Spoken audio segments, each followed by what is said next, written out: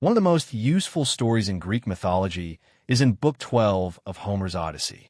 The hero, Atticus, king of Ithaca, must sail past an island home to the Sirens. These compelling women are famous for luring sailors to their deaths on the rocks with their song. To avoid their fate, Atticus makes a plan. As they near the island, he orders his sailors to tie him to the mast and put beeswax in their own ears. He tells them to ignore any pleas he makes, however desperate. Sure enough, Atticus loses his mind and begs to be set free, but the ropes hold firm. The sailors follow their orders, and the ship sails on safely. Atticus becomes the only mortal to hear the Sirens' song and live.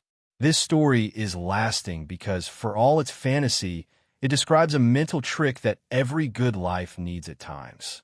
We must sometimes admit that clever arguments for wisdom will not work, and only the blunt removal of temptation can save us. When we face desires we're not strong enough to talk ourselves out of, we must give others power of attorney over us. We must willingly be treated like children to protect important parts of our adulthood. We must accept the humiliating fact that we will lose control.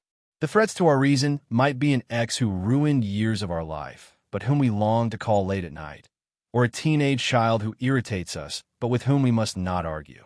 It could be a colleague we should ignore, a chocolate biscuit we can't stop eating, or a website we must never revisit. We each have our own version of the Sirens, perfectly matched to the weak spots in our minds. When we see these clearly, without too much shame, we must gather the sailors in our lives and give them a temporary right to take control. We must hand our friends our phones, give them our computer plug, tell them not to let us into the shop, and ask them to check when we have called. None of this is impressive, but it is less impressive to pretend we can always be reasonable when, in truth, our reason is only sometimes there.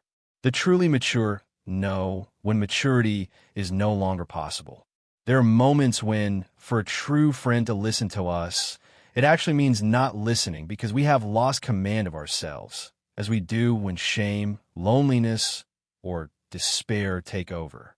We must be sane enough to say to those who care for us, "I'm strong enough to know how weak I am. Protect me from what I want. Do me the kindness of ignoring everything I will ask you for.